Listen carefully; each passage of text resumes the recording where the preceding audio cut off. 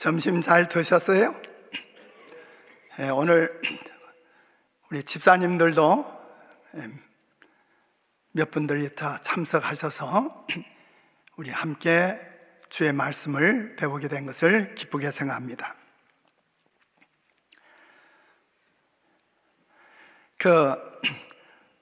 러시아의 문호 레오 톨스토이의 한 친구는 죽음을 앞두고 자신이 어떻게 하나님께 대한 신앙을 잃게 되었는지 말했습니다. 그는 어린 시절부터 잠들기 전에 항상 예배를 드리고 기도했다고 합니다. 하루는 자기 형과 함께 사냥을 마치고 같은 방에서 잠을 자게 되었어요. 넌 아직도 그런 걸 하니? 이런 말은 평생 동안 이 의식이 그에게 무의미하고 공허한 일임을 나타내 주었습니다. 그래서 모든 것을 그만둔 것입니다. 이 이야기는 형식적인 종교의식의 위험성을 보여줍니다. 예배는 마음과 영혼 그리고 하나님과의 진정한 관계에서 비롯되어야 합니다.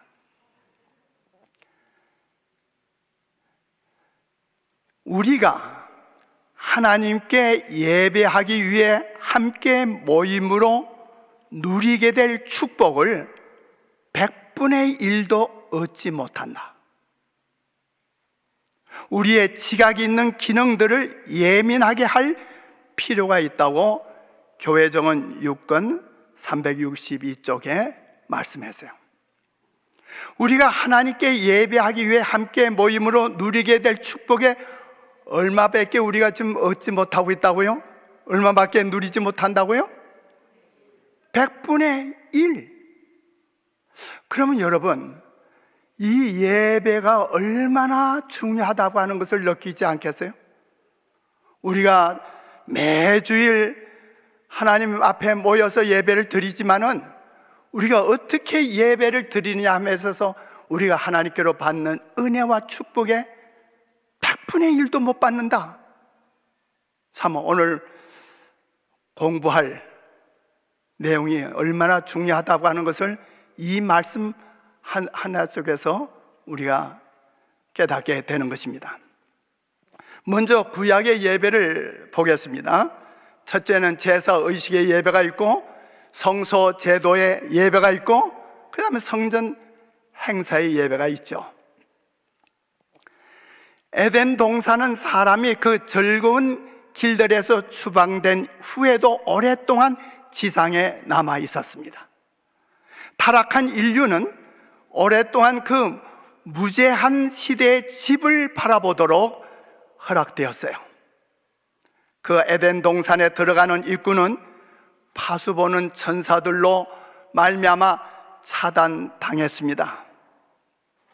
그러나 하나님의 영광이 그룹 천사들이 경배하는 나온의 문에 나타났어요. 아담과 그의 아들들은 이곳으로 그 에덴 동산의 문 앞으로 모여서 하나님께 예배를 드렸습니다.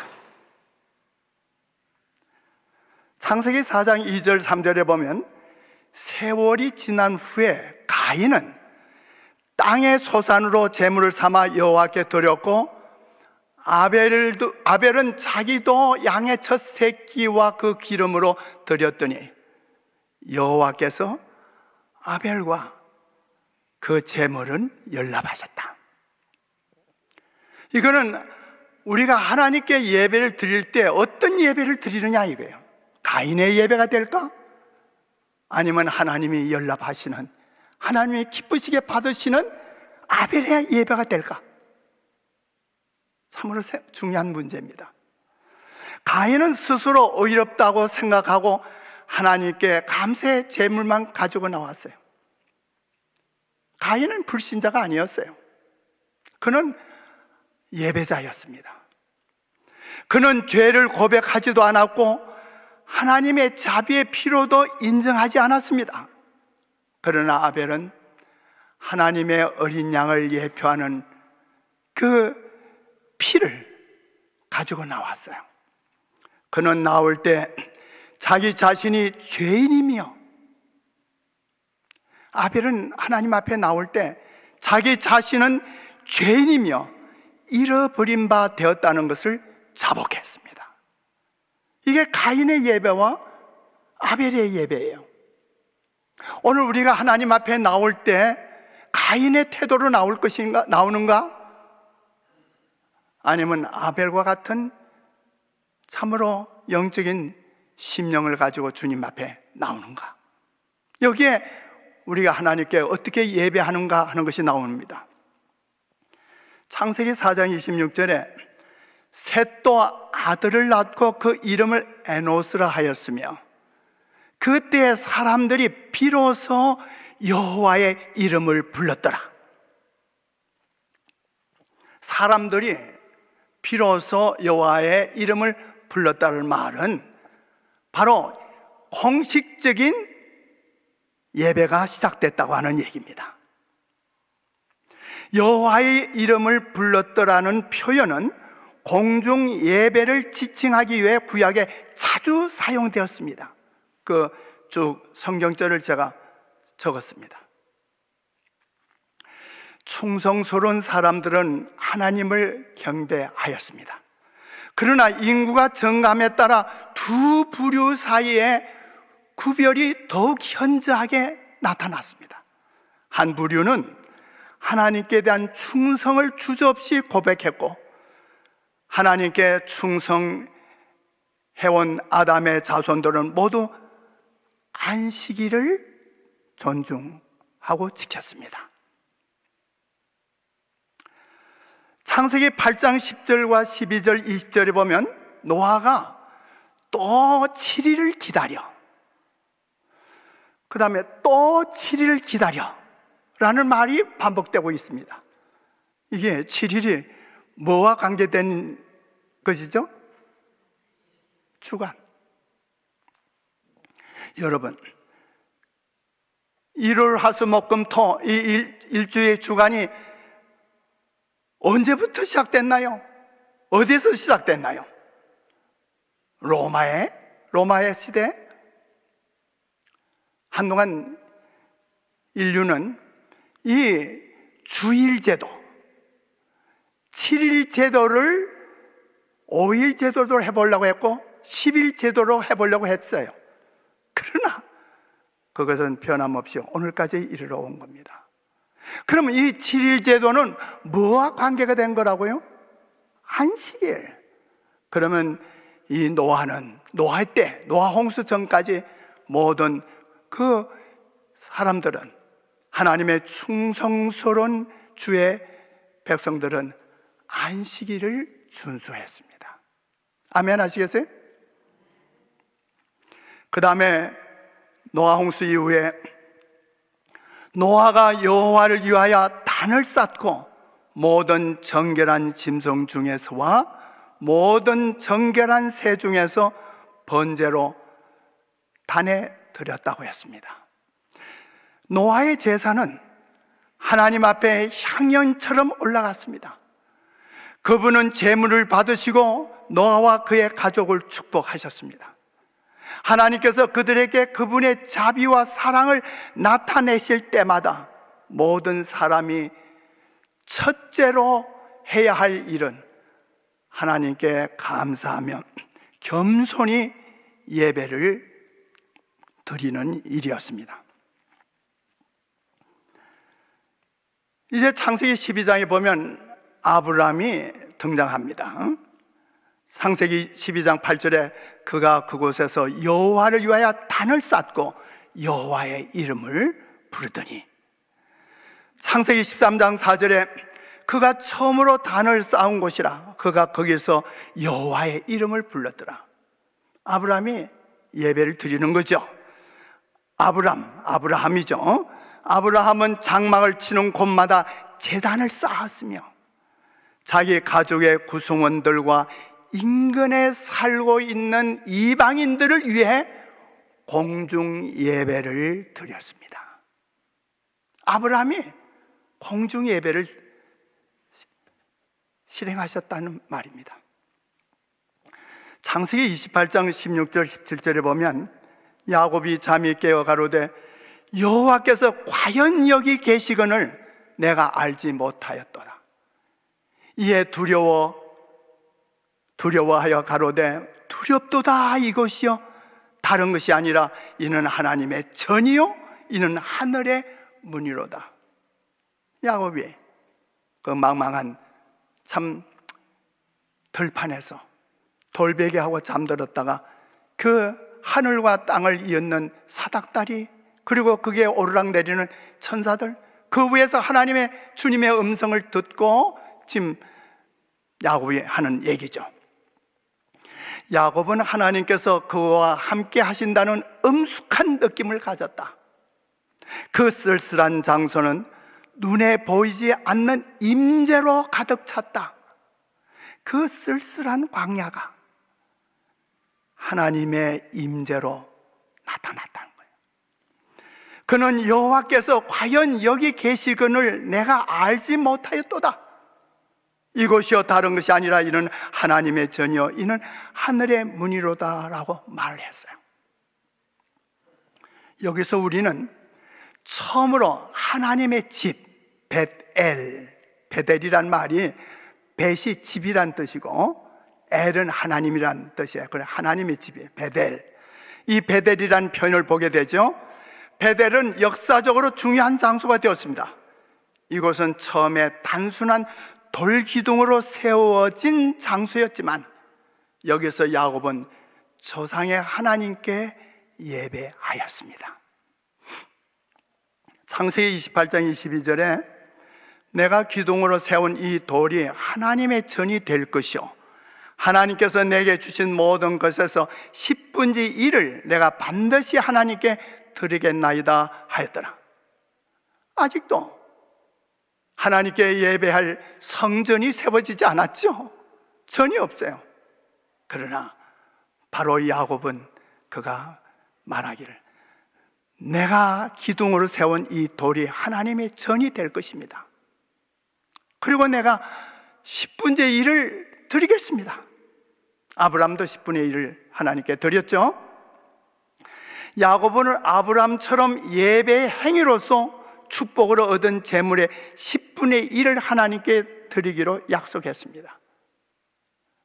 오늘 우리는 이런 말씀들을 보면서 이 하나님께 드려지는 11조와 헌물을 우리가 어떻게 사용해 왔으며 또 어떻게 취급해야 할 것인가를 우리는 생각해야 합니다. 오늘도 우리가 예배를 드리고 참 헌금을 거뒀죠. 거기에는 구별된 11금을 내신 분들도 계시고 감사 헌금도 되고 헌금을 내신 분들이 계시죠. 우리 집사님들이 그 헌금을 이제 다 거뒀어요. 저는 여러분들에게 좀 말씀드리고 싶은 거는 이 예배 행위에 가서 이 모든 순서에 대해서 적어도 우리는 굉장히 조심스럽게 취급해야 한다는 사실입니다. 우리 집사님들 이렇게 하면 좀 어떨까요? 예배가 마치고 난 다음에 목사님과 장로님, 사회하신 장로님이 이제 앞으로 나가십니다. 퇴장하실 때 그 뒤를 따라 헌금 바구니를 들고 있는 집사님, 혼자가 아니고 한 두 분 이상이 두 분이 뒤따라서 나가시면 좋겠어요. 그래 나가셔서 집사님들은 바로 헌금실로 들어가셔서 한 분이 아니고 두 분 이상 같이 앉아서 헌금을 세고 관리하고 취급하는 것이 중요합니다. 어떤 교회에서는 예배가 마치면 바로 이 앞자리에서 그냥 집사님들이 헌금을 다 계산한다고 그래요.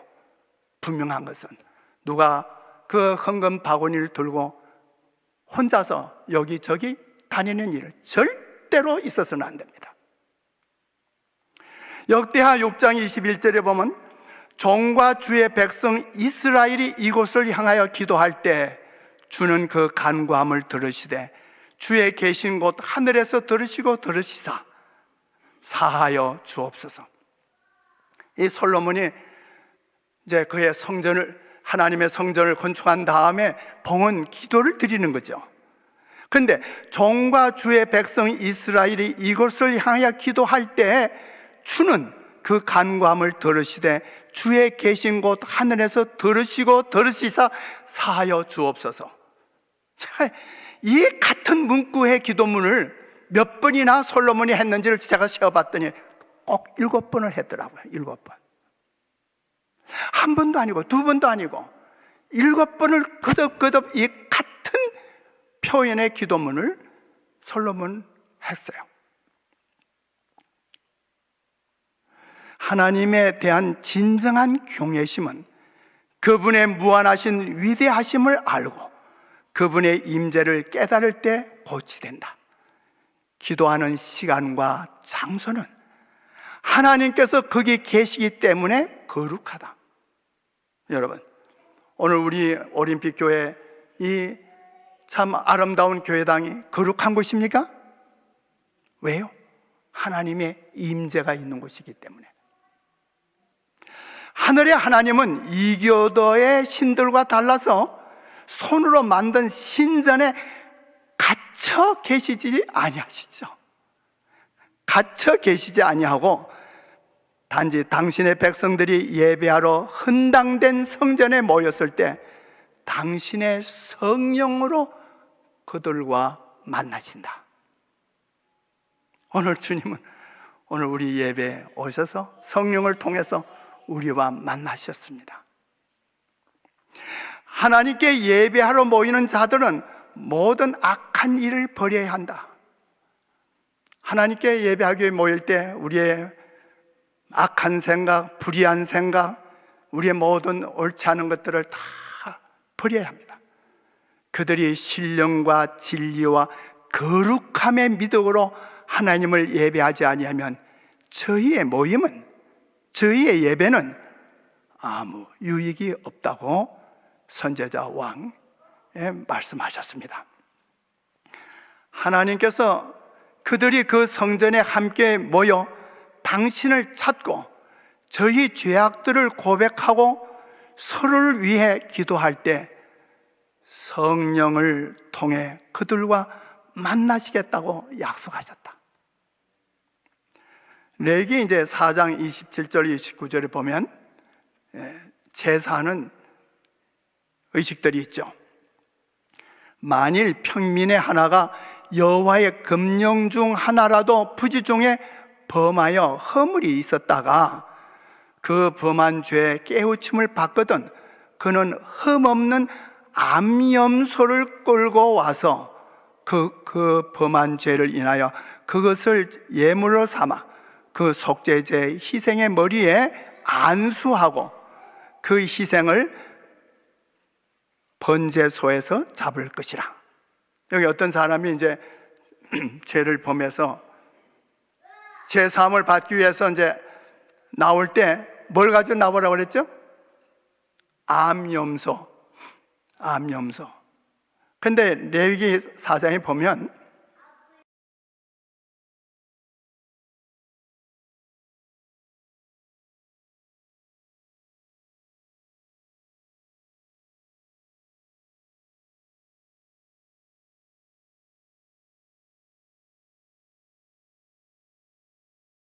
족장이 죄를 져서 하나님 앞에 나와서 제물을 드릴 때는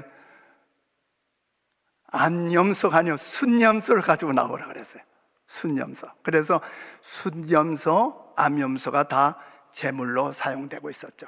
그런데 32절에 보니까 그가 만일 어린 양으로 속죄 제물로 삼으려고 하면 그렇게 할 수 있다. 그러니까 수양, 수염소, 수양, 또 암염소, 암양 다 이제 사용되고 있는 거예요. 제물로. 그런데 희생 제물로 가져온 짐승은 죄인을 위한 대속물로 간주되었다. 그것을 그를 위해 곧 그를 대신해 연납되었다. 대속물은 그리스도의 상징이었기 때문에 그것 역시 완전해야 했다. 예식에 엄숙하고 필수적인 부분은 제물을 드리는 자가 제물의 머리 위에 안수하는 것이었다. 안수. 우리 장로님들이 안수 받을 때 받는 그런 안수인가요? 이 안수할지니라는 말이 사마크로 되어 있는데, 이것은 어떤 의미냐면 자신의 체중을 실어서 기댄다는 거예요. 기댄다는 거. 그러니까 뭐 장로님이나 집사님들에게 안수하기 위해서 손을 얹어서 이런 그게 아니고, 자기의 체중을 해가지고 그 제물 위에 손을 얹는 거예요. 어떻게 느껴지죠? 이 안수는 어떻게 느껴져요? 손을 들고 이렇게 뭐 이렇게 염소나 양이나 이렇게 머리 위에 이렇게 하는 게 아니라, 그 제물 위에 자기가 손으로, 두 손을 해서 확 들고 거기에 자기 체중을 가한다 이 말이에요. 어떤 생각이 들어요? 제물을 드리는 자의 죄가 상징적으로 희생 제물에 전가되는 것, 혹은 죄인을 대신하여 죽는 희생 제물의 대속을 뜻한다. 그러니까 염소나 양이나 손으로 그 머리를 확 이렇게 하는 거는 내 죄가 너한테 간다. 이 예수 그리스도에게 자기 죄를 전가하는 그런 마음과 태도예요. 우리가 이런 말씀들을 한 말씀 한 말씀 그냥 쉽게 생각하고 뭐 동물 위에 머리에다 뭐 손을 얹는 거, 이게 아니에요. 레기 4장 14절 16절에 보면 그 범한 죄를 깨달으면 회중은 수송아지를 속죄제로 드릴지니 그것을 회막 앞으로 끌어다가 회중의 장로들이 여호와 앞에서 그 수송아지의 머리에 안수하고 그것을 여호와 앞에서 잡을 것이요, 기름 부음을 받은 제사장은 그 수송아지의 피를 가지고 성막으로, 회막으로 들어가라.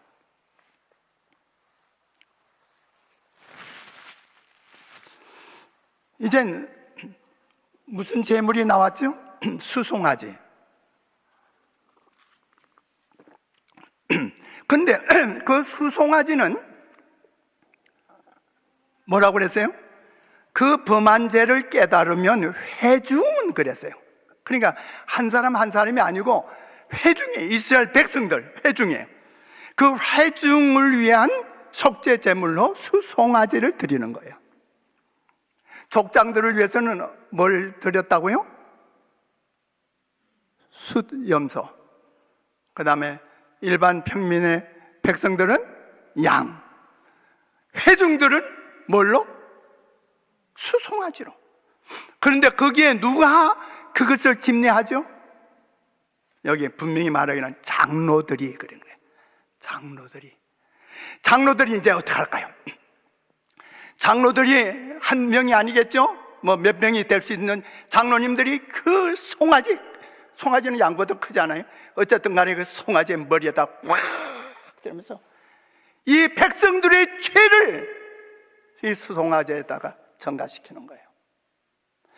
이게 오늘날 우리 교회에서 지금 예배를 드릴 때 장로들이 예배에 어떻게 임해야 하는 것을 가르쳐주는 말씀입니다.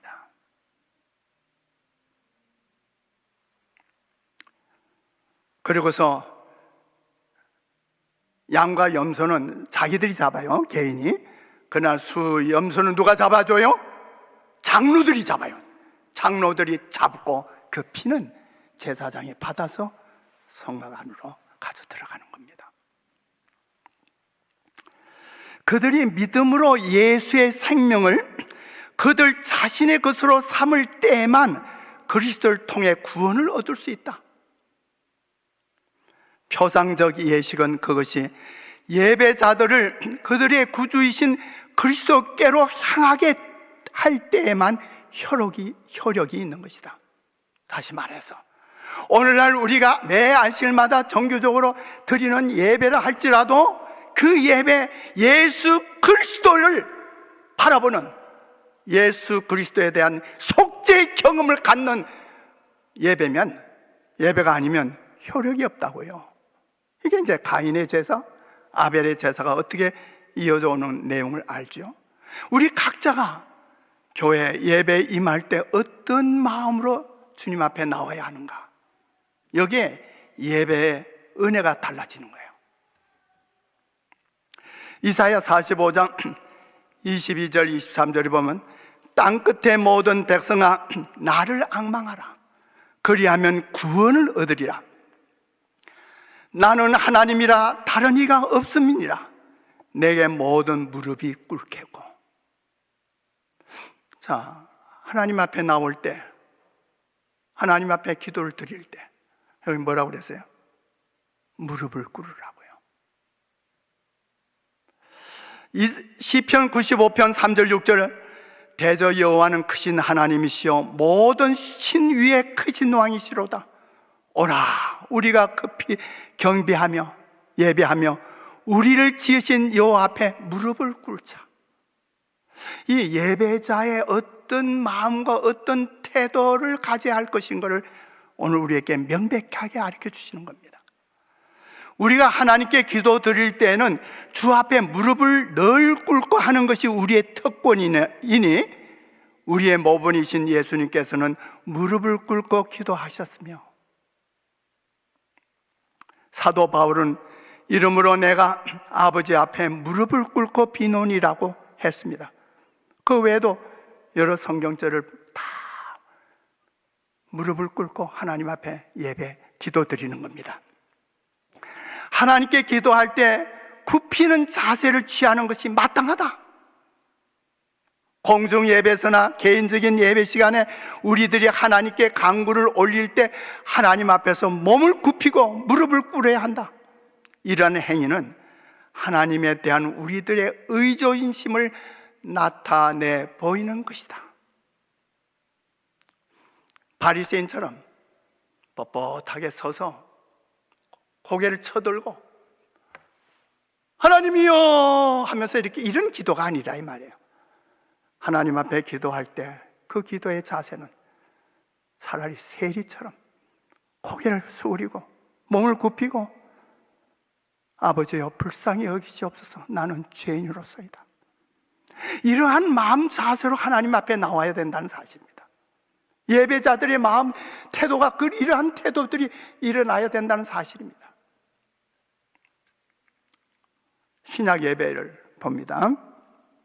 신약 예배는 유대 회당 예배가 있고 예수님께서 예배의 정의를 말씀하셨고, 그 다음에 사도와 기독교 예배, 바울이 마침내 그의 세운 이방 교회들에서 기독교 예배를 시작했습니다.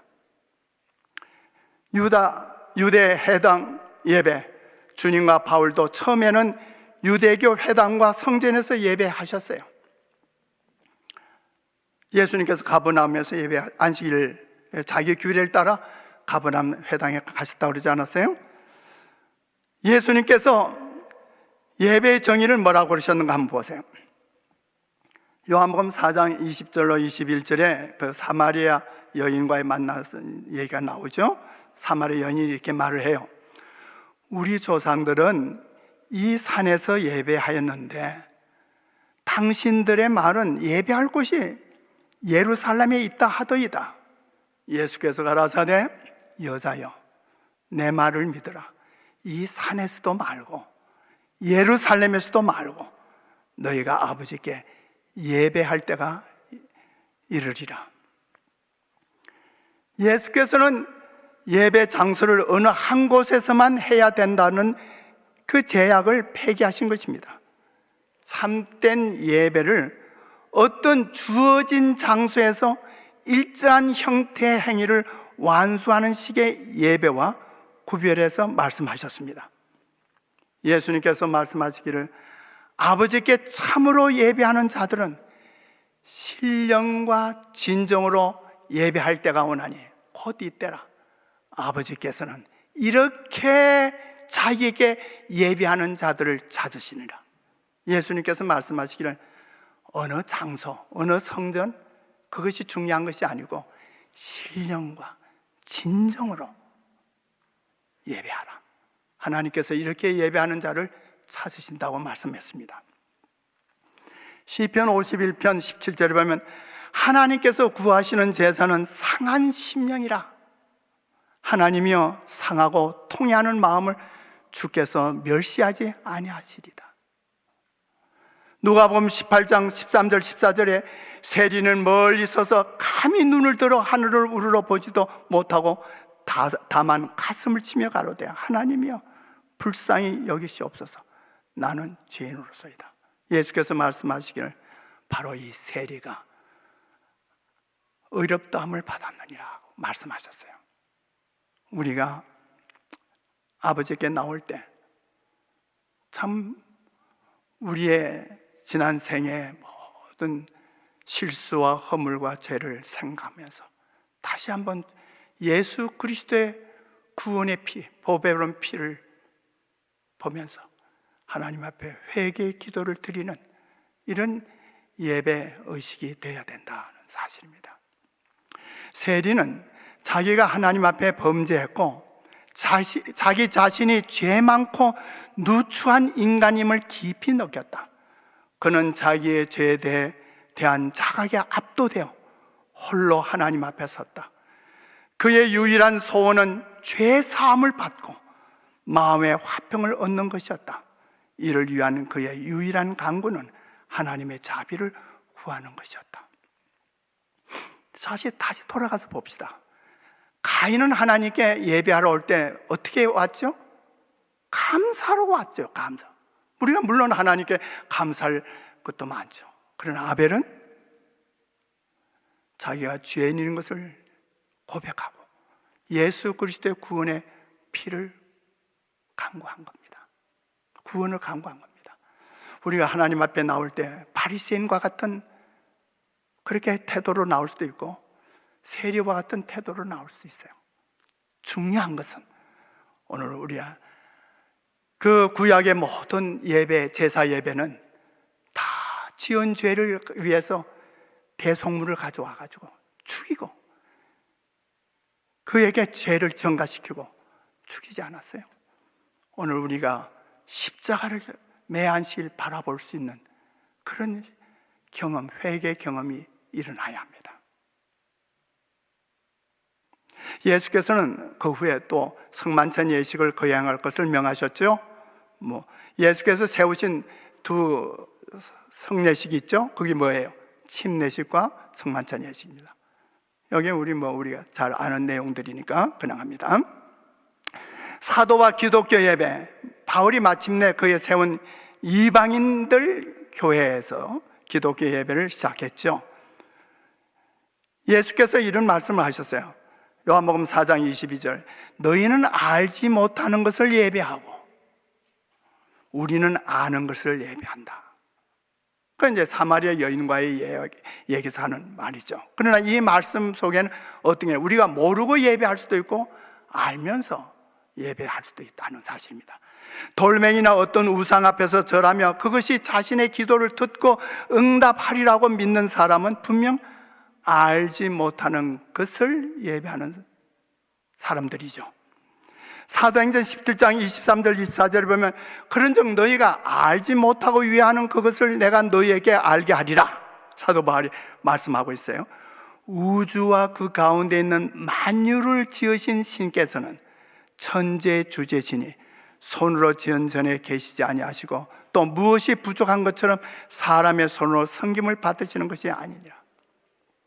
여러분, 한국에 서울에 가면요, 지방도 덜어는 있지만은요, 세계 참 어떤가는 건물들, 교회당들을 지은 것들을 보게 됩니다.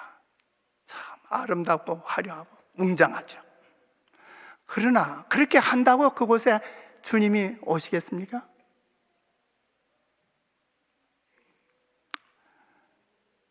이는 만민에게 생명과 호흡과 만물을 친히 주는 자십니다.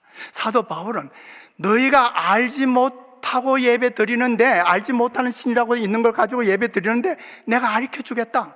우리가 예배의 대상은 하늘과 땅과 바다와 그 가운데 만물을 만드신 창조주 하나님께 예배하는 것이다. 이걸 이제 사도 바울이 가르쳐 주는 거예요. 참 하나님이신 창조주께 우리 예배의 초점을 맞춰야 한다는 거예요. 이 교회 신들을 섬기는 거 보면 알죠? 우상 앞에 가서 이렇게 불당 앞에 가서 이렇게 막 절을 그리고 구부리고 하는 그 모든 그 예배 모습들을 보게 됩니다. 그러나 그들은 우상 앞에서 절을 하고 예배하는 거죠. 그러나 진정 우리가 참 예배를 드리기 위해서는 내 예배를 받으신 분이 누구인가? 바로 하나님, 창조주 하나님이신 걸 말합니다. 모든 예배의 진정한 기초는 창조주와 피조물을 구별하는 데서 나타난다. 대쟁투에 있는 말씀이에요. 이게 이제 어떻게 말씀이 참 마지막으로 이어지는가를 우리가 생각해야 돼요. 신약에는 예배 순서에 대한 말이 없으나 바울의 편지들, 서들을 비춰보면 다음 같은 내용들이 나와요. 예언, 교훈과 권면, 또 시편과 성가, 그 다음에 성만찬 예시. 이것이 초대교회 예배의 내용이었습니다. 구약의 예언, 교훈과 권면의 말씀, 시편, 성가, 찬송이죠. 성만찬 예시. 골로새서 3장 16절에 보면 그리스도의 말씀이 너희 속에 풍성히 거하여 모든 지혜로 피차 가르치며, 말씀이죠, 가르치며 권면하고 시와 찬미와 신령한 노래를 부르며 마음의 감사함으로 하나님을 찬양하고. 여기 예배 찬양에 참 말씀하고 있는 거예요. 예배의 일부로 노래를 부르는 것은 기도를 드리는 것과 마찬가지로 예배의 행위이다. 사실 많은 노래는 기도이다. 우리 올림픽교회 제가 좀 정말 감사한 거는요, 우리 장로님들과 또 교회 몇 분들이 정말 음악 찬송 지도를 잘 하셔요. 찬양 지도를 잘 하셔요. 목소리도 좋고 아주 열정적으로 참여를 하는, 얼마나 귀한 일인지 모릅니다. 우리 올림픽교회 예배가 활력 있고 살아있을 수 있는 것은 이러한 장로님들이 참으로 찬양으로 하나님께 영광을 돌리면서 백성들에게 감화를 일으키는 것, 얼마나 귀한 일인지 모르죠. 사도시대 이후 제일 오랜 기독교 예배 절차에 대한 기록이 자스틴 말틀이라고 하는 교부가 있는데, 그 교부가 기원 후 150년경에 다음같이 말을 했어요. 신도들이 다 같이 모일 때 사도들의 회고록, 복음서를 말합니다. 회고록과 구약의 예언서를 읽었다. 설교가 있은 다음 신도들은 다 같이 기도를 올렸다. 떡과 포도즙을 거룩게 하는 기도를 올리고 선만찬식을 거행했다. 그러니까 사도시대와 초대교회는 이 성만찬 예식을 매번마다 성만찬식을 가졌어요. 우리는 1년에 매기 한 번씩 갔죠. 그러나 중요한 것은 여기에 하나님의 말씀과 기도와 이제 설교죠. 설교와 기도와 이제 성찬, 이런 것들이 포함됩니다. 제7회 안식일 예수재림 교회 가장 잘 알려진 성경절이 뭐가 있죠? 요한계시록에 14장 6절 7절 세천세 기별 아니에요? 우리는 그 말씀을 종말적인 사건으로만 그런 이해하고 있지만, 이 말씀은 재림교회의 예배의 기본 개념을 형성하는 데 도움을 줍니다. 우리는 이 말씀에서 예배란 참으로 진정 무엇인지 알려주는 핵심 주제들을 우리는 이 세 천사의 기별에서 보게 되는 겁니다. 특히 첫째 천사의 기별에서. 다 같이 볼까요?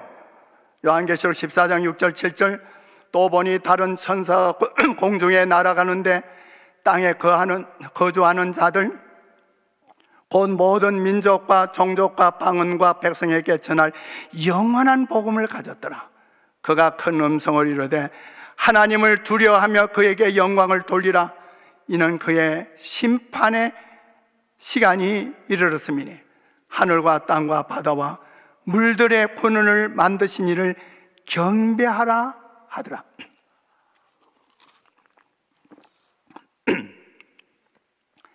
이 경배하라는 말이 예배하라는 말이죠.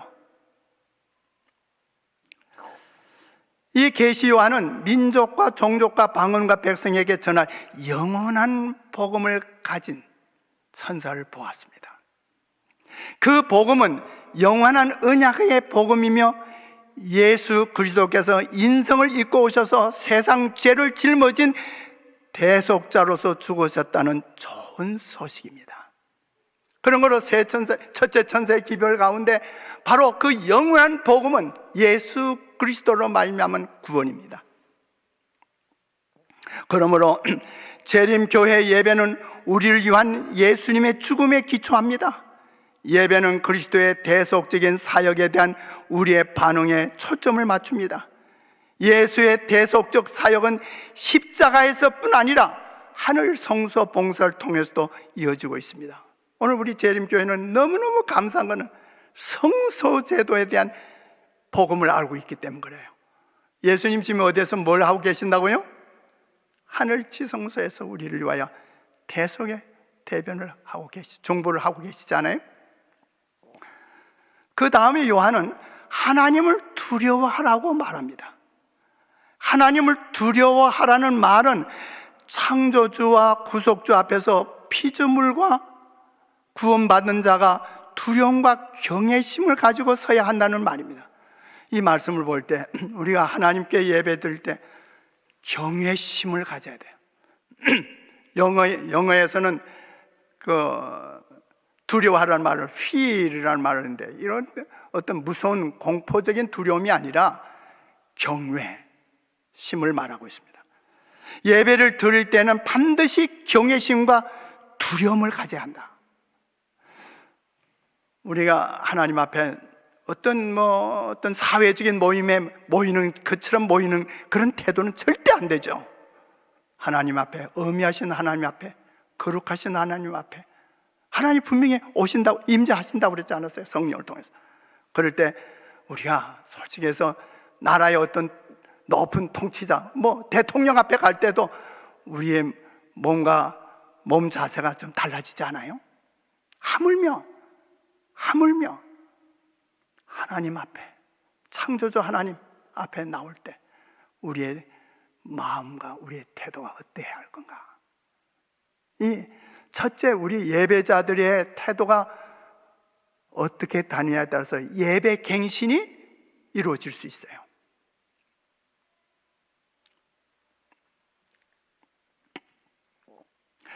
그러한 태도는 예배자에 꼭 필요한 겸비와 순복의 정신을 갖게 된다.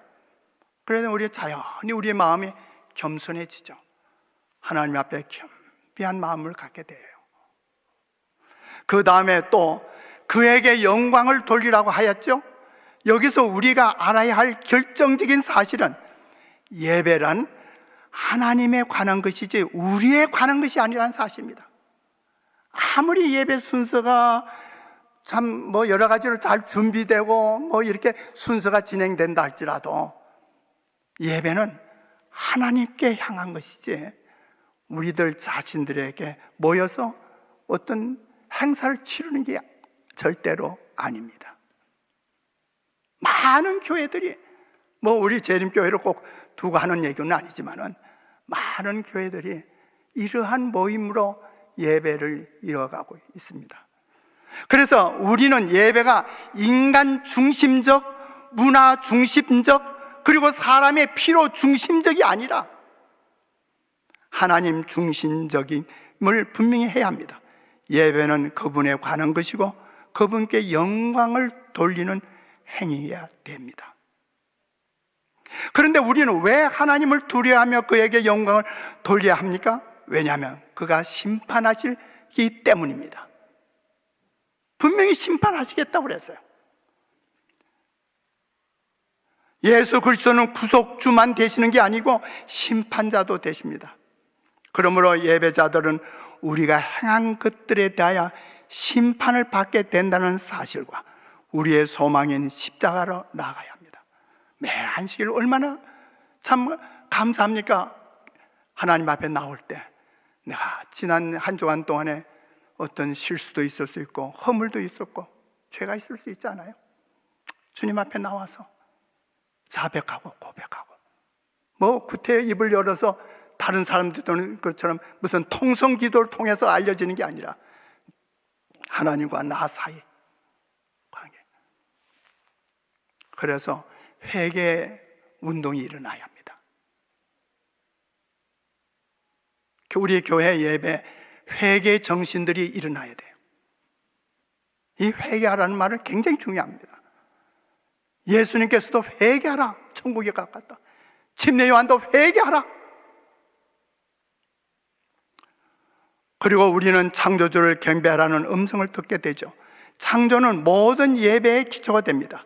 왜냐하면 우리의 모든 믿음은 예외 없이 하나님께서 창조주라는 사실에 근거하고 있기 때문입니다. 우리는 창조주, 구속주, 그리고 심판주로서 하나님께 경배를 드립니다. 창조와 구속과 심판은 서로 밀접하게 연결되어 있습니다. 애굽의 종이었던 고대 이스라엘에게 구원자가 필요했던 것처럼 죄의 노예들에게도 구세주가 필요하지 않습니까? 신약 성경은 분명히 이 사실을 우리에게 말씀해 주고 있습니다. 우리가 하나님을 예배하는 이유는 예수께서 우리를 죄의 종로로 돼서 건져 주셨기 때문입니다. 이스라엘 백성들은 그들이 구원받았음을 크게 노래했죠.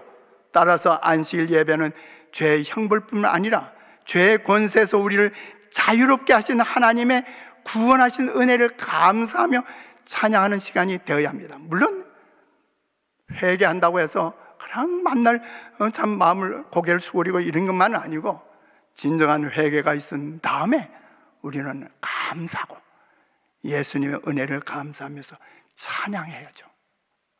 창조와 구속은 첫째 천사의 기별과 예배의 핵심 주제입니다.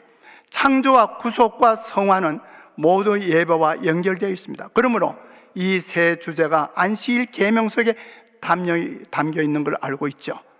창세기 2장 1절로 3절에 보면 바로 제7일을 구별하여 그렇게 하셨습니다.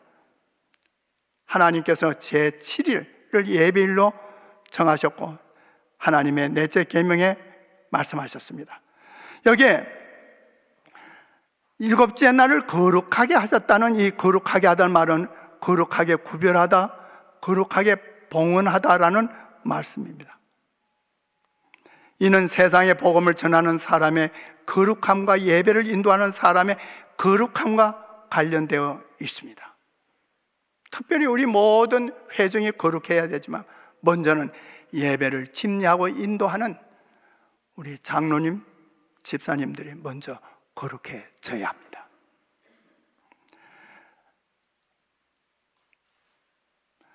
물론 계시록 14장 7절에 안식일 계명을 떠올리는 이 말씀을 우리는 첫째 천사의 기별에서 보게 되죠. 재림교회는 제7일 안식일에 창조주시며 구속주 되신 하나님께 예배하는 것입니다. 하나님께서는 이 안식일을 하나님과 우리 사이에 관계하는 표징으로 삼으셨다고 그랬습니다. 하나님께서 창조주가 되심을 세상에 알리는 표징으로서 안식일은 또한 하나님이 거룩하게 하신 분임을 가리키는 표이기도 합니다. 안식일은 창조주도 나타내시지만 우리를 성화시켜 주시는 하나님이시다. 만물을 창조하신 능력은 영혼을 주의 형상대로 재창조하시는 능력이다. 안식일을 거룩히 지키는 사람들에게 그날은 성화의 표가 된다. 우리가 백투 에덴 그러잖아요. 에덴으로 돌아가자. 에덴으로 돌아가는 길은 바로 우리가 예수님의 품성으로 성화되는 겁니다. 하나님은 우리를 구원하기 위해 우리의 죄를 용서하실 뿐만 아니라 우리의 삶을 거룩하게 변화시키기를 원하십니다. 왜냐하면 거룩하게 되지 않고서는 아무도 거룩하신 하나님 앞에 설 수 없습니다. 히브리 14장 14절에서 거룩하지 않으면 거룩하신 하나님을 뵙지 못한다고 그랬어요. 그래서 하나님은 우리를 거룩한 공간과 거룩한 시간, 안식일을 통해서 우리를 거룩하게 성화시켜 주십니다. 그래서 매 안식일마다 우리가 경험해야 할 것은 우리가 하나님 앞에서 성화되는 것입니다. 성화되는 것. 하나님께서 창조주가 되심을 세상에 알리는 표징으로서 안식일을 주셨죠. 이것은 또한 안식일은 성화의 표가 된다고 그랬어요. 예수께서 사람들에게 주시는 쉼, 수고하고 무거운 짐진 자들아 다 내게로 오나 내가 너희를 편히 쉬게 하리라고 하신 이 쉼 속에는 바로 우리의 죄, 죄책감, 두려움의 짐을 짊어진 자들을 정서적으로, 심리적으로 영적 휴식을 포함하고 있습니다. 그래서 하나님께서 안식일을 복되게 하신 것입니다. 안식일은 사람의 마음에 잃어버린 에덴의 평화를 상기시키는 동시에 구주로 말미암아 회복된 평화에 대하여 말해줍니다. 여러분, 너무 감사한 건 말이에요. 우리가 일요일이나 어떤 다른 날에 하나님께 예배하는 게 아니고 하나님께서 창세로부터 제정하신 거룩한 안식일에 우리 하나님 앞에 나와서 예배할 수 있다고 하는 것, 드릴 수 있다는 게 감사해요? 얼마나 감사한 일인지 모릅니다. 예배 역동적인 요소들가 있죠. 첫째, 예배에서 언급하는 요소는 항상 하나님이십니다. 예배의 근원은 하나님 안에 있으며 그것의 방향은 하나님을 향해져야 합니다.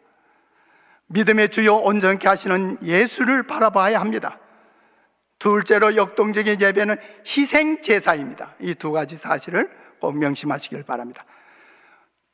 백성들이 예배 드릴 때 복 받으려고 한다고 그래요. 기복신앙에 의한 어떤 것을 받는 것이 아니라 우리는 하나님의 자비로우심에 대한 우리들의 감사와 찬양의 마음, 하나님 말씀을 이해하는 마음, 하나님의 요구에 충성을 다짐하는 마음, 하나님 목적에 부합하는 헌신의 마음을 하나님께 드려야 됩니다.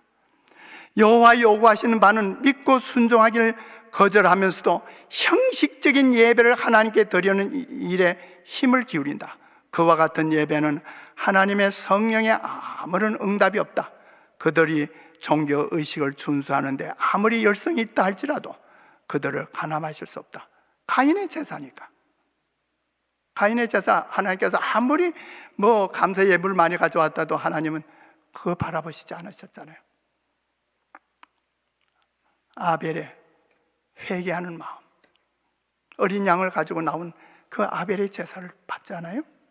오늘날 교회가 직면하고 있는 가장 큰 갈등은 예배와 예배 순서, 스타일을 어떻게 바꿀 건가 하는 것을 많이들 생각해요. 우리 교회 목사님들도 그런 생각을 하게 됩니다. 가끔 예배가 냉담하고 형식적이며 구태연하고 기쁨과 감화가 없는 것도 문제이긴 하지만 한편 감정이 너무 지배적인 요소가 되는 것도 문제입니다. 한동 우리 재림교회 안에도 이 예배 형태를 확 바꿔서 뭘 좀 하겠다고 하는 그 분들이 일어났어요. 그런 교회들이 몇 교회가 생겼죠. 그런데 그 교회가 처음에는 교인들이 좀 부흥되는 것 같지만 끝내는 교회가 부흥되지 않아요. 왜? 손을 흔들고 할렐루야 하고 때로는 말에 몸을 흔들고 이런 어떤 축제적인 모임이 진정한 예배가 될 수가 없죠. 그리스도 위에 신앙이 놓일 때 진리는 영혼에게 기쁨을 가져다 주며 예배는 지루하고 재미없는 것이 되지 않을 것이다. 그러나 우리가 참다운 우리의 마음에 오늘도 우리 김영진 목사님 말씀하셨지만 그 다니엘의 마음속에 솟구치는 그 기쁨이 어디서 나왔는가? 예수님 안에서, 하나님 안에서 이루어지는 거예요. 거룩한 기쁨이죠. 영국 감리교의 창시자인 존 웨슬레는 예배 4가지 구성을 말했어요. 감사, 찬양, 탄원, 중재, 기도라고 했어요. 근데 뭐가 좀 아쉬워요. 저는 거기에 예배 구성으로 빠지지 말아야 할 것이 말씀이죠. 그 다음에 헌금입니다. 하나님께 감사의 예물 드리는 거죠. 예배란 교인들이 모여 찬양하고 기도하고 설교를 듣는 것이라고 생각한다. 그것이 틀린 것은 아니지만 그것만이 예배는 아닙니다. 하나님을 위해 자신의 물질과 시간과 재능을 드림으로 자아를 헌신하는 행위가 바로 예배 행위입니다. 시편 96편 1절 9절에 새 노래로 여호와께 노래하라. 그 구원을 날마다 선포할지어다. 여호와는 광대하시니 지극히 찬양할 것이요 모든 신보다 경외할 것이며 존귀와 위엄이 그 앞에 있으며 능력과 아름다움이 그 성소에 있도다. 여호와의 이름에 합당한 영광을 그에게 돌릴지어다. 예물을 가지고 그 궁전에 들어갈지어다. 아름답고 거룩한 것으로 여호와께 경배할지어다. 이 시편 96편이 우리의 예배, 진정한 예배 모습을 우리에게 분명히 가르쳐주고 있습니다. 예배에서 기도는 회중을 위해서 하나님께 간구하는 것입니다. 교인들의 필요와 요구사항을 올바르게 하나님 앞에 내어놓고 간구해야 합니다. 하나님의 사랑과 성령의 채우심을 받을 수 있도록 진지한 기도를 드려야 합니다. 성령과 기도를 인한 축복이 예배 순서에 큰 영향을 미치게 됩니다. 우리 장로님들이 예배에서 하시는 일이 뭐죠? 사회 하시는 거? 가장 중요한 것이 뭐죠? 우리 교인들을 위해서 중보의 기도를 드리는 겁니다. 이게 장로님들이 수송아지에다 머리에다가 손을 얹고 통회하는 그런 기도죠. 예배 중 공중 기도를 장로들이 배정되거나 자주 부탁을 받게 되죠. 장로들이 피하려고 하고 어떤 분은 별로 중요하게 생각지 않은 경향도 있어요. 장로는 한 교회의 영적 지도자로서 공중 기도는 꼭 수행해야 할 매우 중요한 책임입니다. 미국에 가서 첫 교회, 제가 어느 교회라고 얘기는 하고 싶지 않지만 첫 교회 부임하게 됐어요. 그래가지고 이제 그 교회에서 이제 몇 달을 지내게 됐는데 예배 순서를 보니까 순서지가 나오는데 순서지 보니 꼭 장로님은 사회만 하시고 안식일 예배입니다. 안식일 예배 시간에. 그리고 집사님들이 이제 돌아가면서 기도를 하셔요. 그런데 그 교회 장로님이 4분이 계셨거든요. 그러면 제가 생각하기에는 분명히 이 예배에 가장 중요하게 역할을 하실 분이 장로님이 기도를 하셔야 되는데 이 예배 시간 기도를 안 하시고 사회만 보시는 거예요. 사회만 돌아가면서 장로님이 돌아가면서 사회하시고 기도를 전부 집사를 시켜요. 여러분들 어떻게 생각하세요? 물론 금요일 저녁에 예배도 드렸으니까 금요일 저녁에는 당연히 집사님들이 사회도 하고 기도도 하고 그렇게 했어요. 그래서 한 번은 제가 한기 예배 순서를 이제 제가 짜면서 우리 목회실에서 우리 예배 순서 다 짜듯이 말입니다. 그래서 제가 이제 짜면서 장로님 4분이 돌아가면서 사회반 할 뿐 아니라 4분이 돌아가면서 기도를 하겠어요. 그래봤자 한 달에 한 번 기도하는 거 아니에요, 그죠? 맞습니까? 한 달에 한 번 기도. 그렇게 배정했더니 문제가 일어났어요. 한 장로님이 턱 오더니 문 목사님 왜 예배 순서를 이렇게 짜셨습니까? 그래요. 저는 너무도 당연하게 생각하고 예배 순서를 짠 건데 말입니다. 왜 그랬습니까? 왜 집사들은 기도하는 걸 다 빼고 이 장로들을 전부 기도하도록 만들었습니까? 그래요. 이게 막 그 정도의 컴플레인이 아니에요. 이 장로님이 조금 생활력이 좀 있으신 분이에요. 근데 이 장로님은 그 집사들, 특히 남집사들 참 자주 자기 집으로 와서 식사도 하면서 그 집사들에게 이제 하는데 어떤 면으로 보면 교회 안에서 이 장로님이 파워를 형성하는 거예요. 파워를. 그러더니 한 번은 집사들을 자기 집에 다 모으고 난 다음에 문 목사 좀 오라보는 거예요. 그래서 제가 갔죠. 갔더니 집사들이 뒤 둘러 앉고 장로님, 다른 장로님 안 계셨어요. 그 장로가 목사님, 이 집사들한테 사과하시오. 제가 도무지 이해를 못하겠어요. 얘기가 거기서 끝나는 게 아니죠. 수석 장로님이 이번에는 저희 집에 오더니 수석 장로님이 뭐라고 그러냐면, 목사님, 우리 장로님들이 회의를 했는데 목사님 빨리 보따리 싸시랍니다. 얘기는 이게 보통 얘기가 아니잖아요. 간지 몇 달도 안 됐어요. 제가 미국 목회 첫 교회, 목회지의 첫 교회 얘기입니다. 보따리 싸라는 거예요. 그리고 아까 그 집사들 모아놓고 하는 그 장로가 그 왜 집사들 예배 설교 시간에 뺐느냐고 하던 그 장로는 제가 처음 부임하자마자 저한테 첫 얘기하는 것이 뭔지 아세요? 서로 인사를 할 때, 목사님, 제가 먼저 있던 목사님을 보내시는 일에 내가 보냈습니다, 이거예요. 그게 무슨 말이에요? 목사도 나한테 잘 보여야 된다, 그 얘기 아니겠어요? 그래서 제가 어떻게 할까요? 장로님이나 수석 장로님한테 얘기하기를, 내가 이 교회를 목회하는 이 방식에 예배를 인도하기 위해서 장로님들로 하여금 안식일 예배 시간에 기도하는 것이 그게 잘못됐다고 하면 직원회에서 의논합시다. 우리 교회 최고 결의기관은 장로회가 따로 있는 게 아닙니다. 직원회입니다. 직원회에서 결의해서 문 목사가 하는 일이 잘못됐다고 그렇게 해서 그 교회 직원회에서 문 목사 그만두라 하면 그 다음에 제가 합회에다가 의논을 할 겁니다. 분명히 아실 거는 장로님들은 지방교회에서 그 개개교회에서 선출된 장로지만 목사는 합회가 결정해서 보내집니다. 물론 교회와 협력해서 하는 거지만은 그래서 합회에서도 그게 잘못됐다고 하면 제가 보따리 쌀 겁니다. 이제 그렇게 되니까 직원회도 못하고, 직원회가 되겠어요? 어디? 직원회도 안 되고, 그러니까 이제 이 장로님은 교회를 안 나오는 겁니다. 안식일에 교회 장로님이 교회를 안 나오는 거예요. 이제 데모하는 거죠. 안 나오시는 거예요.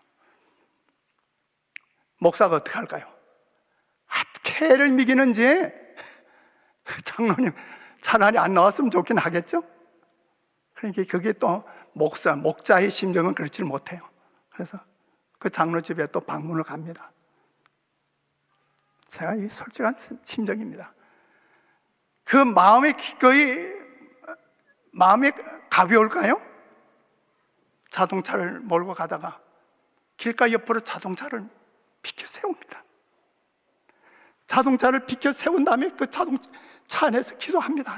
하나님, 그 장로를 제가 불쌍히 여기고 그 장로를 미워하지 않게 해주시옵소서. 그 장로를 사랑할 수 있도록 해달라고 제가 차 안에서 기도를 하고, 그 다음에 이제 그 집을 간 거예요. 장로님 만나서 이제 독대를 하는데 이제 쭉 얘기를 했죠. 뭐 여러 가지 얘기. 그 나중에 이제 이 장로가 이제 하는 말이, 제가 내년부터 교회 나갈 겁니다. 아직도 한두 달 남았는데, 장로님, 교회 나오시려면 바로 다음 안식일부터 나오십시오. 왜 내년으로 미루십니까? 결과적으로는 그 장로님이 교회에 나오셨어요. 그래서 그 교회에서 몇 년 동안 잘 목회하다가 다른 데로 가긴 갔지만, 이것이 장로님들이 오늘날 교회에서 교회를 행정하면서 정말 바라지 못한 그런 상황을 우리가 생각할 수가 있는 거예요. 자, 기도는, 말씀 띄워주세요. 기도는 예배 순서 중 매우 중요한 부분이다. 기도하는 사람은 성도들로 하여금 하나님의 거룩한 임재가 예배에 함께 한다는 것을 인식시키기 위해 먼저 자신이 영적인 상태에 들어갈 수 있도록 준비 기도를 해야 한다. 그러니까 장로님들이 기도를 다음 안식일에 이제 기도를 순서가 맞잖아요. 그러면 목사님들이 설교를 준비하듯이 한 주간 동안 장로님 기도 준비하시길 바랍니다. 제가 이 성경에 보면 말이에요, 구약에서 성소에서 떡을 12덩이 떡을 놓잖아요. 성소에 놓을 때 이 제사장이 일주일 동안 떡을 만들어요. 그때 우리가 생각할 땐 집에서 하는 것처럼 생각하면 뭐 밀가루 반죽 좀 해가지고 빵 구우면 될 거 아니겠어요? 그런데 그걸 빻고 치고 가루를 만들고 그러고 나면 그걸 또 해봐가지고 그걸 일주일 동안 빵을 만든다 이 말이에요. 그게 무슨 의미일까요? 얼마나 정성 들여 빵을 만들어서 진설병을 준비하는가. 오늘날 우리 교회에서 예배를 준비할 때 목사님들이 기도하면서 말씀을 준비할 뿐만 아니라 교회 안식일날 기도하는 장로님들이 일주일 동안 기도 준비하셔야 됩니다. 정말로 하나님과 관계 개인적으로 기도하면서 주여, 내가 이번 안식일에 이 성도들을 위해서 어떻게 주님 앞에 중보의 기도를 드릴 수 있습니까? 어떻게 주님께 아뢰를 수 있는지 성령으로 가르쳐 주시옵소서. 그렇게 하늘 때 우리 기도가 좀 달라지지 않겠습니까? 기도는 영혼의 가장 거룩한 예배다. 기도는 신실하고 겸손하고 진지하여야 한다. 곧 거룩하신 하나님의 임재 앞에서 풍겨지는 다시 새롭게 된 마음의 소원이다. 간구자가 자기는 지금 하나님의 임재하심 앞에 있다는 것을 느낄 것이다. 그는 사람들의 귀를 즐겁게 하려고 하지 않고 영혼이 갈급하는 축복을 얻고자 힘쓸 것이다. 기도에 미사리오고 쓸 필요 없어요.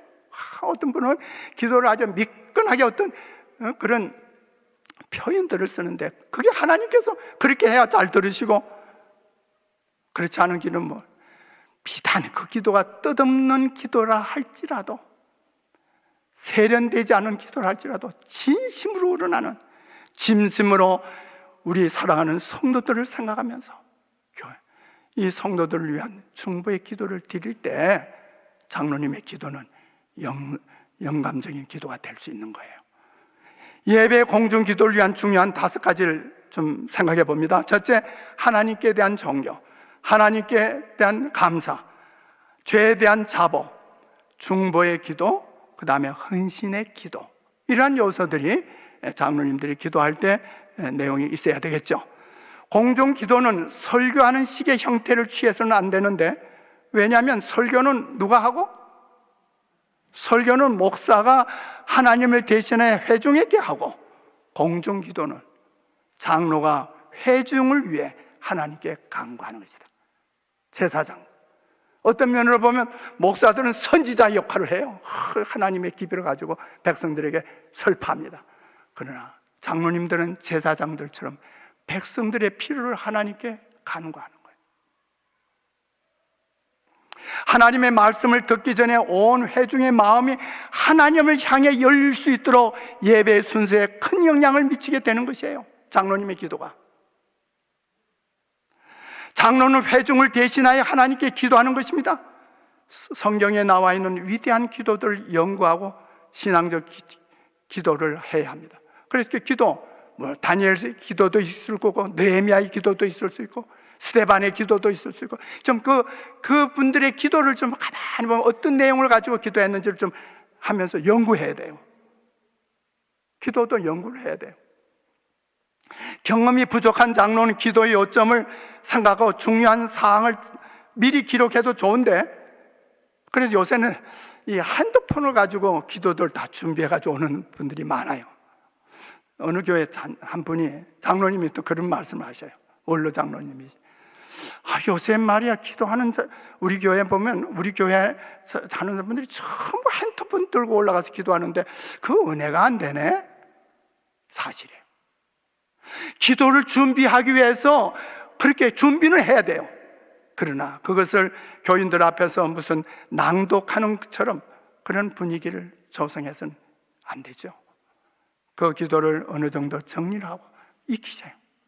그 기도를 익히신 다음에 하나님 앞에 나와서 기도하세요. 제가 우리 교회 이제 어느 좀 적은 교회죠. 뭐 큰 교회였는데 한 분이 이제 교회 나온 지가 몇 년은 안 됐어요. 뭐 한 2, 3년 됐을까. 그런데 이 분이 나이도 연세도 지긋하고 그다음에 좀 재력도 있고 좀 사회적으로도 좀 굉장히 좀 뭘 했던 그런 분이에요. 그런데 그 교회에서 이분을 집사로 시키기도 안 됐고 말이에요. 나이가 좀 되니까. 그러니까 바로 장로로 안수를 했어요. 그러니까 이제 드디어 이 장로님이 안식일 설교 시간에 기도를 하게 됐어요. 기도를 어떻게 했는지 아세요? 하늘에 계시는 아버지 하나님, 전지전능하신 하나님 하면서 맨 처음에 서두에는 그럴듯하게 좀 막 나왔어요. 하더니 기도가 뚝 그쳤어요. 뚝 그치더니 한참 있더니 참 내가 기도를 해봤어야지. 아멘. 그래 예수의 이름을 빼놓고 아멘. 아멘은 잊지 않았던 모양이에요. 내가 기도를 해봤어야지. 일주일 내내 우리가 하나님 앞에 개인적으로 기도하지 않고 안식일날 순서에 따라서 내가 하나님 앞에 백성들을 위해서 중보의 기도를 할 때 그 기도가 정말 어떠할까요? 많은 사람들이 메마른 태도, 설교를 하는 듯한 태도로 기도를 드린다. 또 어떤 분은 좀 지나쳐요. 기도를. 이것은 인간에게 하는 기도이지 하나님께 하는 기도가 아니다. 만일 그들이 하나님께 기도하고 있으며 그들이 하는 것이 무엇임을 진정으로 이해한다면 그들은 자신의 무례한 태도에 대해 깜짝 놀라게 될 것이다. 지난해 제가 어느 교회에 갔었어요. 미국인 교회예요.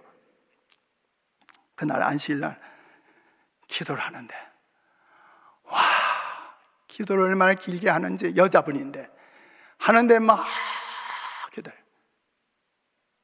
이게 뭐예요? 기도로 설교하는 분이 있는 거예요. 기도의 형식을 빌어서 주님께 강의를 하기 때문이다. 하나님께 뭐 자기가 다 뭐 주서 섬겨야 하나님이 그러니? 그러시는 거예요? 아니잖아요. 하나님의 천사들은 그러한 기도를 듣도록 강요된 인간들과 마찬가지로 그것을 인하여 진력을 낸다. 백성들뿐만 아니라 하늘의 천사들도 그런 기도를 들으면 진력을 낸다고 그랬어요. 진력을. 천사들이. 공중의 앞에서 길고도 설교적인 기도를 하는 것은 하나님께서 원하지도 않으실 뿐만 아니라 합당치도 않다. 뜨거운 믿음으로 드리는 간단한 기도는 듣는 자의 마음을 부드럽게 하나 기도가 길면 듣는 자가 지루하여 말 것마다 언제나 끝일까 하는 초조하게 기다리게 된다. 공중 앞에서 기도를 할 때는 간결하고도 혈력 있게 하여야 한다. 하나님께서는 긴 기도로서 예배 시간을 지루하게 하는 것을 원하시지 않으신다. 장황한 기도를 드리는 경우가 많다. 긴 기도는 듣는 자들을 피로하게 하며 따라서 그 다음의 설교를 위해 오히려 장애가 된다. 시편 111편 9절에 그 이름이 거룩하고 지존하시도다. 천사는 여호와의 이름을 부를 때 그 얼굴을 가려운다. 그런즉 타락하고 죄 많은 우리 인간이 여호와의 이름을 말할 때 얼마나 경건하고 두려워하는 경외하는 태도를 가져야 될 건가?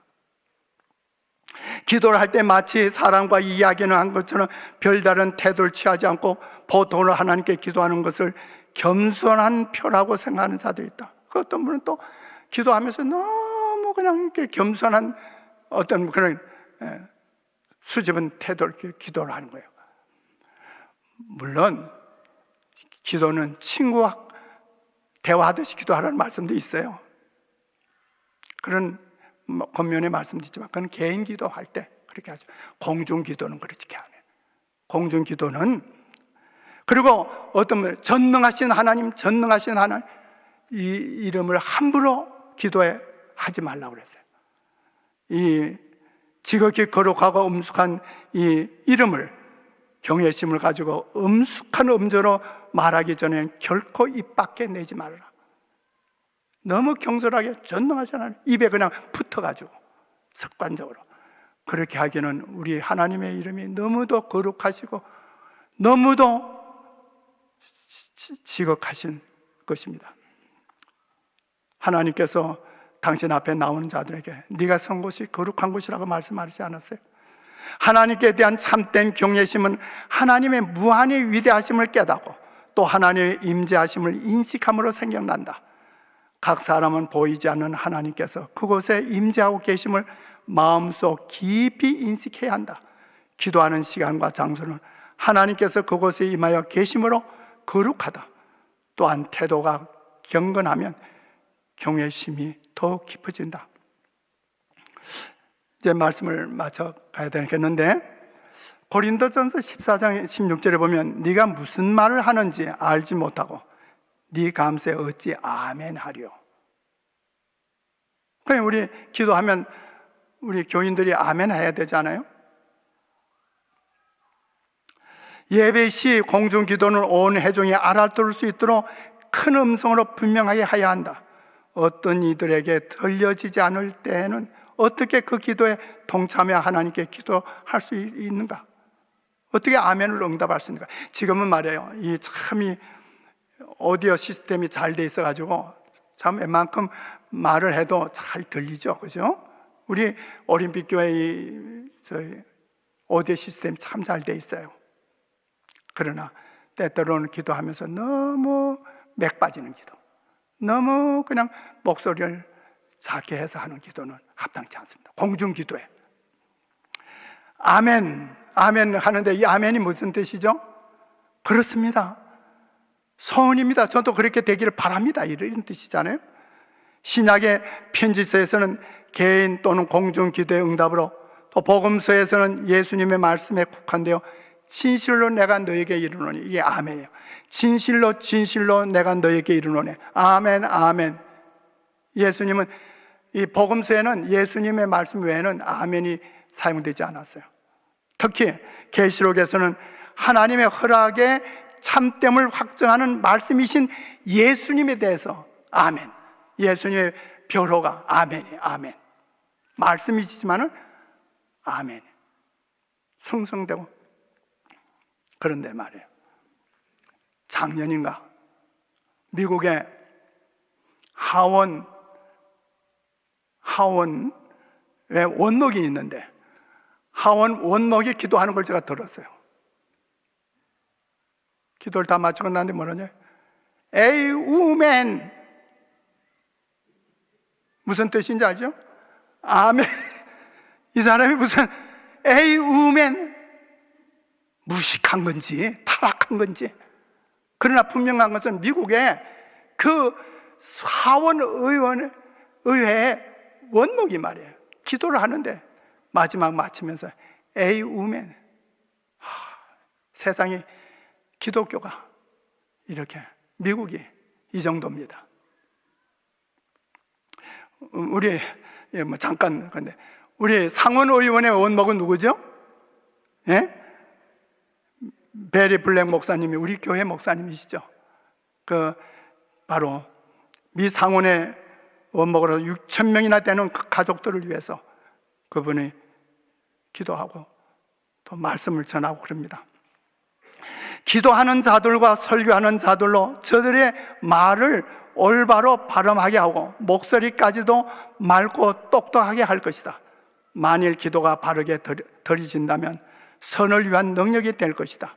기도는 주님께서 백성들에게 귀중한 진리의 보물을 전달하시는 방법 중 하나이다. 이 기도할 때 발음에 신경 써야 돼요. 여기에 나와서 성경 봉독하는 청년들에게도 이런 문제를 좀 가르쳐 줘야 돼요. 성경 미리 잘 준비하고 나와서 성경 봉독할 때 뚜렷한 음성으로, 큰 음성으로 잘하라. 그거 가르쳐 줘야 합니다. 그냥 너 몇 절 몇 절 오늘 성경 봉독해라 이렇게만 하는 게 아니에요. 분명히 하나님께 예배할 때 한 순서 한 순서 정상적으로 해야 돼요. 덕덕이 장로님이 기도할 때 분명한 음성으로, 목소리가 맑고 똑똑하게. 그러나 기도를 올리는 사람들의 불완전한 음성 때문에 기도는 마땅히 유익이 될 만큼 유익을 주지 못하고 있다. 사탄은 하나님께 드리는 기도가 거의 들리지 않게 드려지는 것을 기뻐한다. 하나님의 백성들로 저들이 가장 큰 진리를 올바르게 나타내는 방법으로 말하고 기도하는 법을 배우도록 하라. 간증을 하거나 기도를 드릴 때에는 맑고 똑똑하게 하도록 하자. 그렇게 할 때 하나님께서 영광을 받으신다. 고린도서 14장 15절에 그러면 어떻게 할꼬? 내가 영으로 기도하고 또 마음으로 기도하며 또 영으로 참여하고. 우리의 기도가 어떻게든지 성령으로 기도해야 합니다. 모든 신실한 기도는 성령에 의해 작성되며 이러한 기도는 하나님께 간합될 수 있다. 어디서나 영혼이 하나님을 구하는 곳에는 성령의 역사가 나타나며 하나님께서 친히 그 영혼에게 자신을 제시할 것이다. 하나님께서 이러한 경배자들을 찾고 계신다. 하나님께서는 그들을 받아들여 당신의 아들과 딸로 삼으시기 위하여 기다리고 계신다. 영으로 기도하는 우리 교회 예배 순서가 되기를 바랍니다. 영으로 기도하고 영으로 참여하고 성령의 충만하신 가마가 우리 올림픽교회 예배 살아있기를 바랍니다. 다 같이 기도하겠습니다. 자비롭고 은혜로우신 아버지 하나님, 오늘 예배와 우리 장로 집사님들과의 관계, 특별히 예배 시에 우리가 하나님 앞에 어떻게 탄원하며 어떻게 기도할 것인가, 또 우리 성도들이 주님 앞에 나올 때 어떻게 나와서 어떤 마음가짐으로 나와서 하나님께 간합될 수 있는 아벨의 제사가 될 수 있는지를 배우게 해주신 것 감사합니다. 자비하신 주님이시여, 이 세 천사의 기별에 있는 말씀대로 하나님을 두려워하며 하나님을 경외하며 바로 하나님께 영광을 돌리고 예배할 수 있도록 우리 성도들에게 함께 해주시고, 우리 올림픽 교회가 참으로 살아있는 정말 감동적인 예배가 이루어질 수 있도록 성령께서 역사하여 주시옵소서. 우리는 때로는 빌바를 알지 못합니다. 그러나 성령께서는 말할 수 없는 탄식으로 우리의 기도를 대언해 주시는 것 감사합니다. 오늘 우리 예배를 지도하는 모든 목사님뿐만 아니라 장로님, 집사님, 우리 모든 재직들에게 약속하신 성령의 은사를 부어 주시옵소서. 우리 구주 예수님의 이름으로 감사하며 기도합니다. 아멘.